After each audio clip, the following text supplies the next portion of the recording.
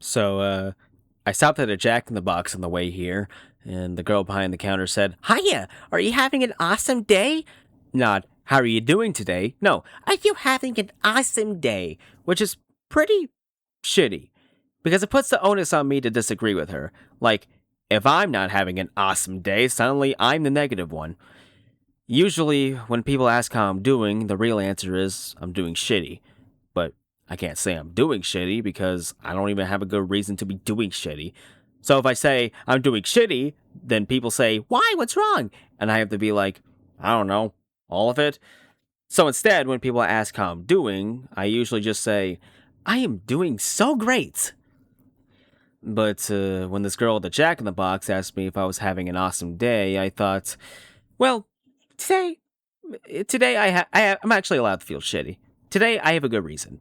So I said to her, "Well, my mom died," and she immediately burst into tears, so now I have to comfort her, which is annoying. And meanwhile, there's a line of people forming behind me, and they're all giving me these real judgy looks because I made the Jack in the Box girl cry. And she's bawling and she's saying, "I'm sorry, I'm so sorry." And I'm like, "It's fine. It's fine. I mean, it's not fine, but it's fine." And I would like to order a double Jack's meal, and I've kind of got somewhere to be, so maybe less with the crying and more with the frying, huh? And the girl apologizes again, and she offers me a free churro with my meal. And as I'm leaving, I think, I just got a free churro because my mom died. No one ever tells you that when your mom dies, you get a free churro. Anyways, I'm sorry, that's not part of the. All right, okay, here we go. Let's do this. Here I am, Bojack Horseman, doing a eulogy. Let's go. Hey, piano man, can I get like an organ flourish? Nicely done. You know, I was a little worried I wouldn't have the right accompaniment today. I guess it's a good thing my mom was an organ donor. What happened to the organ? Okay, why not just leave the comedy to the professionals, okay? This is the funeral, sir, for my mother. Can you show a little respect? I'll take it. Beatrice Horseman, who was she? What was her deal? Well, she was a horse. She was born in 1938. She died in 2018. One time she went to a parade, and another time she smoked an entire cigarette in one long inhale. I watched her do it. Truly a remarkable woman. Lived a full life, that lady. Just all the way to the end, which is, now, I guess. Really makes you think, though, huh? Life, right? Goes by, stuff happens, then you die. Okay, well, that's my time. You've been great. Tip your waitress. Nah, I'm just kidding. I'm just kidding around. There is no waitress, but seriously, that's all I have to say about my mother. No point being a dead horse, right? So now what? I don't know. Mom, you got any ideas? Anything? Mom? No? Nothing to contribute? Knock once if you're proud of me. Can I just say how amazing it is to be in a room with my mother and I could just talk and talk without her telling me to shut up and make her a drink. Hey mom, knock once if you think I should shut up. No? You sure?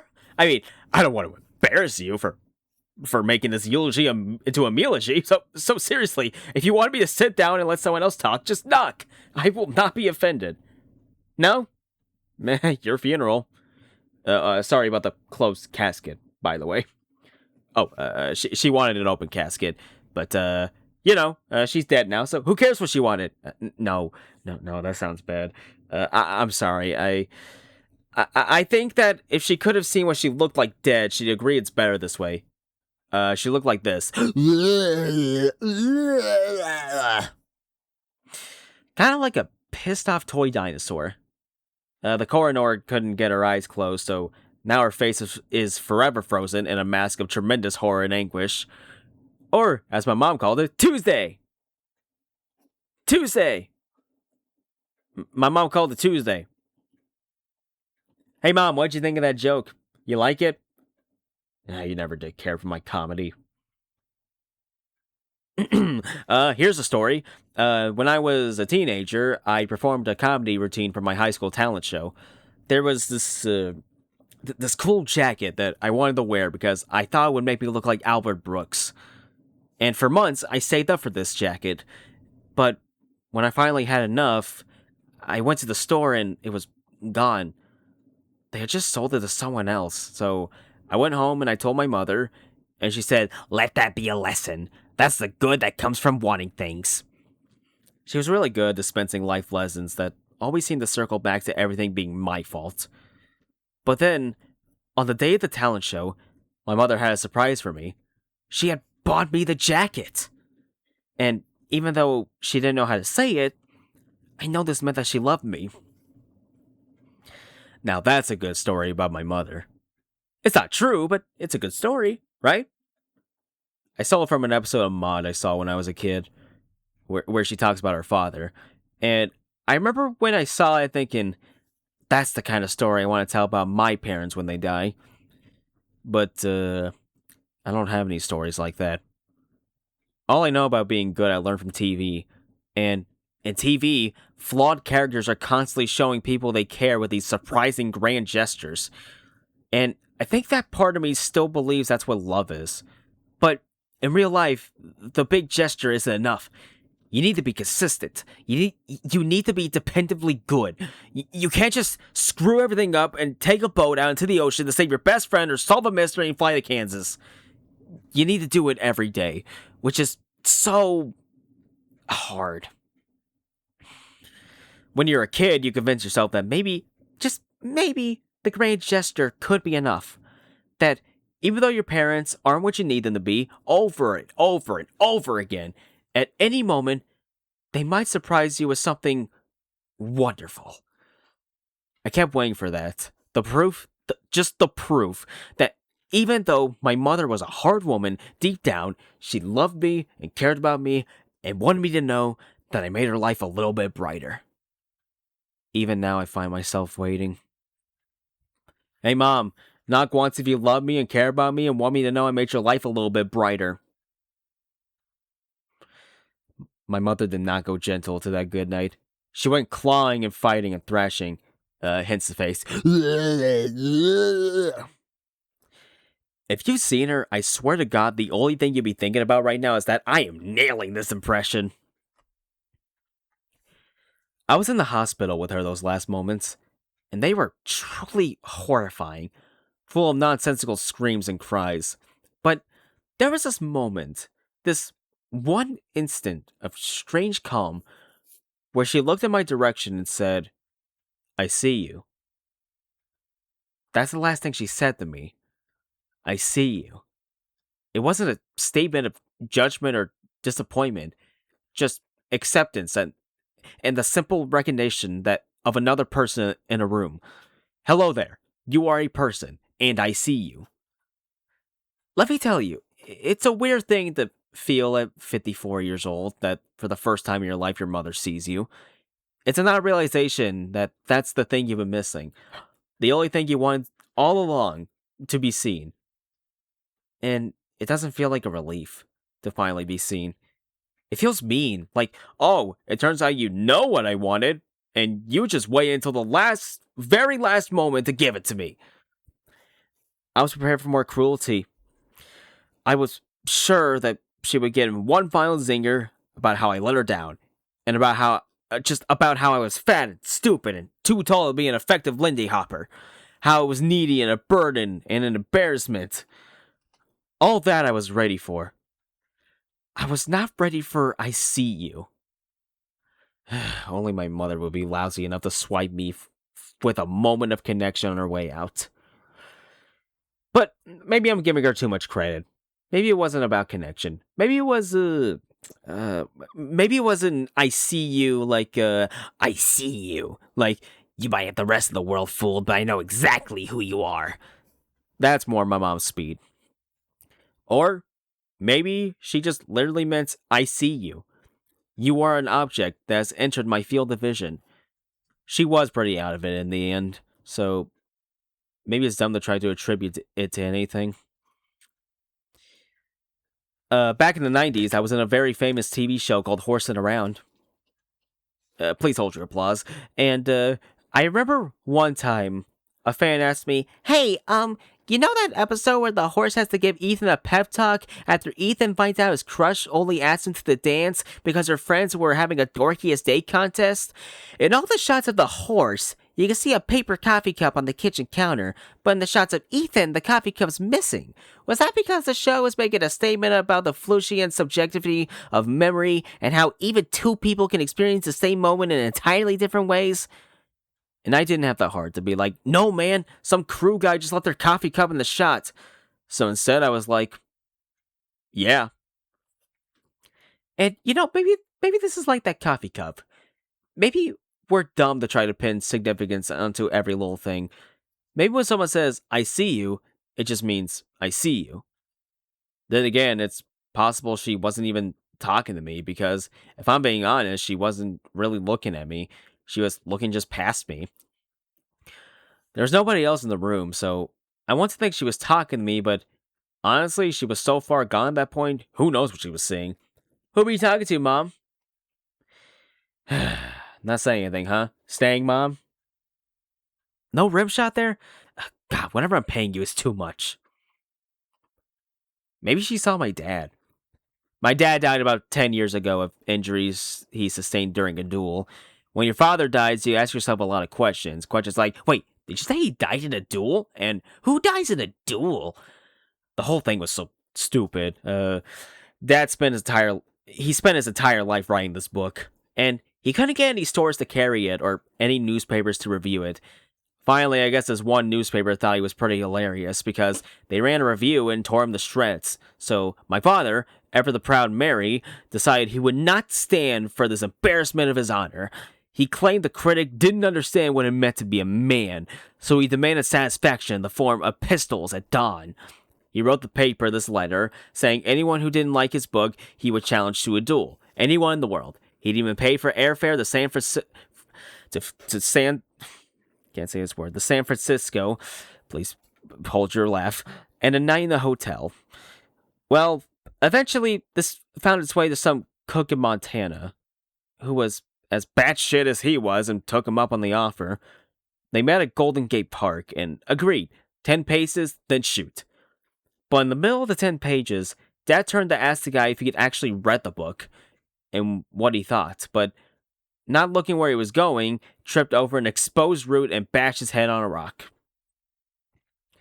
I wish I'd known to go to the Jack in the Box then. Me, I could have gotten a free churro. It would have been nice to have something to show for being the son of Butterscotch Horseman. My darling mother gave the eulogy. My entire life, I have never heard her say a kind word to or about my father. But at his funeral, she said, "My husband is dead, and everything is worse now."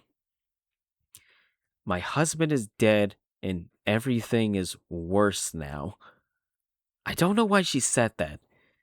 Maybe she felt like that's the kind of thing you're supposed to say at a funeral. Maybe she hoped one day someone would say that about her. My mother is dead, and everything is worse now. Or maybe she knew that he had frittered away all her inheritance and replaced it with crippling debt, which is pretty shitty. It's a pretty shitty thing to leave your widow with. Bad news, you lost a husband, but don't worry, you also lost the house. Maybe Mom knew she had to sell all her fancy jewelry and move into a home. Maybe that's what she meant by everything is worse now. Is that what you meant, Mom? I gotta say, I'm really carrying this double act. At least with Penn and Teller, the quiet one does card tricks. Hey, PL man, when I say something funny to my mom, how about you give me one of those rim shots? Yeah, but not now. Like, when I say something funny. Okay. What's the difference between my mother and a disrupted expulsion of germs? One's a coughing fit and the other fits a coffin. That's an example of a funny bit. Thank you. Okay, let's try again. Hey, Mom, what's the difference between my mother and a bunch of Easter eggs? One gets carried in a basket, the other gets buried in a casket. Okay, ready for one more? Okay, last one. What's the difference between a first-year lit major and my mother, Beatrice Horseman? One is decently red, and the other's a huge bitch! Yeah, that might have gone a little too far with that one. That one might have been a little too, my mom's a huge bitch for the room. I'm sorry, Mother. You're not a huge bitch. You were a huge bitch. and now you're dead. The first time I ever performed in front of an audience, it actually was with my mom. She used to put on these shows with her supper club in the living room, and she used to make me sing the Lollipop song. Those parties, they were really something. There were skits and magic acts and intensive valve crazy routines. And the big finale was always a dance my mother did. She had this beautiful dress that she only bought out for those parties. And she did this incredible number. It was so beautiful and sad. Dad hated the parties. He'd lock himself in the study and bang on the walls for us to keep it down. But he always came out to see Mom dance. He'd linger in the doorway, scotch in hand, and watch in awe as the cynical, despicable woman he married took flight. And as a child who was completely terrified of both my parents, I was always aware that this moment of grace, it meant something. We understood each other in a way, me and my mom and my dad. As screwed up as we all were, we did we did understand each other. My mother, she knew what it's like to feel your entire life like you're drowning. With the exception of those moments, these very rare, brief instances in which you suddenly remember you can swim. But then again, mostly not. Mostly you're drowning. She understood that too, and she recognized that I understood it. And Dad. All three of us were drowning, and we didn't know how to save each other. But there was an understanding that we were all drowning together. And I would like to think that that's what she meant when we were in the hospital and she said, I see you. The weird thing about both your parents being dead is that it means you're next. I mean, obviously it's not like there's a wait list for dying. Any one of us could get run over by a Snapchatting teen at any moment, but you would think that knowing that would make us more adventurous and kind and forgiving. But it makes us small and stupid, petty. I actually had a near death experience recently. A stunt went bad and I fell off a building. I'm an actor. I do my own stunts. I'm on the show. I'm on this new show, Filbert. I'm Filbert, star of the show. It's new, so it hasn't come out yet, but it's already getting Emmy buzz. Oh, speaking of buzz, I'm supposed to take 2 of these every morning, and my days are so screwed up because of the shooting schedule. I don't even know what morning means anymore. There's a joke in there somewhere about a guy who's been to so many funerals he doesn't even know what morning it means anymore. I'll let you guys figure that one out for yourselves. Okay, anyway. You know what I thought when I was falling off the building and I went into panic mode? The last thing that my stupid brain would come up with before I died? Won't they be sorry? Cool thought, brain. No, that wasn't. Would you just dial it back? Alright?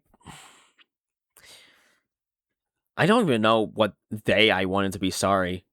My mom, even before she died, could barely remember who I was. And of course, my dad's dead. The last conversation I ever had with him was about his novel. He was so certain this book was his legacy. Maybe he thought I would vindicate him for all the shitty things he ever did in his stupid, worthless life. Maybe it did, I don't know. I never read it, because why would I give him that? I used to be on this TV show called Horseman Around.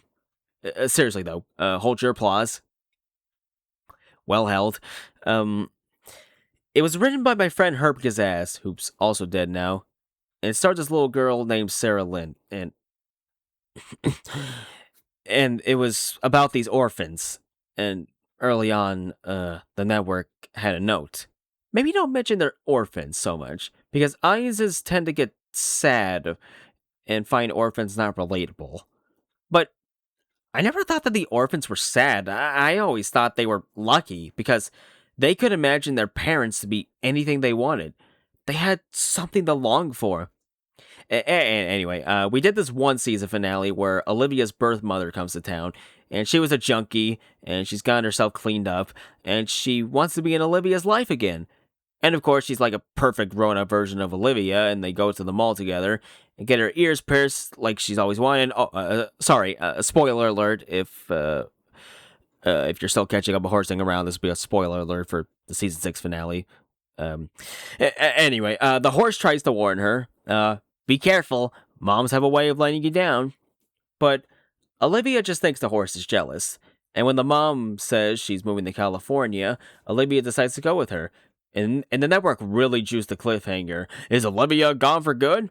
But, of course, because it's a TV show, she was not gone for good. Of course, because it's a TV show. Olivia's mother had a relapse and had to go back to rehab, so Olivia had to hitchhike all the way home, getting rides from Mr. T, Alf, and the cast of Stomp. Of course, that's what happened, because what are you gonna do? Just not have Olivia on the show? You just can't have happy endings in sitcoms. Not really. Because if everyone's happy, the show would be over. And above all else, the show has to keep going. There's always more show. And you could call horsing around dumb or bad or unrealistic, but there is nothing more realistic than that. You never get a happy ending, because there's always more show. I guess, until there isn't. My mom would hate it if she knew that I spent so much time at her funeral talking about my old TV show. Or maybe she'd think it was funny. She would think it's funny that her idiot son couldn't even do this right. Who knows? She left no instructions for what she wanted me to say. All I know is she wanted an open casket and her idiot son couldn't even do that right. I'm not going to stand up here and pretend I ever understood how to please that woman, even though so much of my life has been wasted in vain attempts to figure it out. But I keep going back to that moment in the ICU when she looked at me and... I see you. I see you. Jesus Christ. We were in the intensive care unit. She was just reading a sign. My mom died and all I got was this free churro. You know the shittiest thing about all this?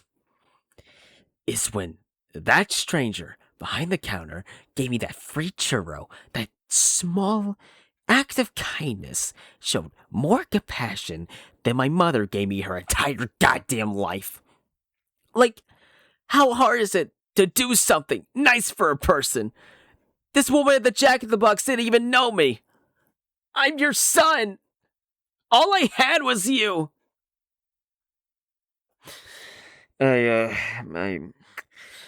have this friend, and right around when I first met her, her dad died, and I actually went with her to that funeral.